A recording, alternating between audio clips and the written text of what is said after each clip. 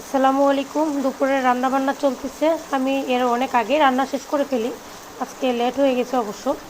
আজকে দুপুরে রান্না করতেছি আমি বেগুনের চাক ভাজি। এটা আমার বেশ প্রিয় একটা খাবার। আর আমাদের গাছের যে ধুন্দুল, তার সাথে আমি দু একটা পটল দিছি অবশ্য, কারণ ধুন্দুলটা কম ছিল। আর আলু দিয়ে এই যে মাঝে মাঝে হচ্ছে এটা দিয়ে রান্না করব। 2 পিস আম বের করে নিচ্ছি ফ্রিজ থেকে। এটা কাঁচা আম। আমি এভাবে ডিপ ফ্রিজে আম সংরক্ষণ করে রাখছি ডাউল রান্নার জন্য। যে ডাউল রান্নার জন্য পানি গরম হচ্ছে চুলায়। আর এখানে আমি এই যে মুসুরের ডালটা সেদ্ধ করে একদম ঘুটে নিয়েছি।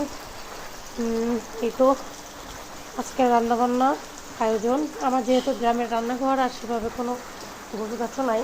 হ্যাঁ, আরেকজনও অবশ্য রান্নাবান্না করতেছিল এখানে। দেখি ওখানে কি করতেছে সে।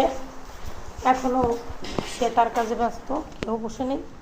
এই তো সে তার মতো রান্নাবান্না করতেছে, দেখতেছি। খুবই অবস্থা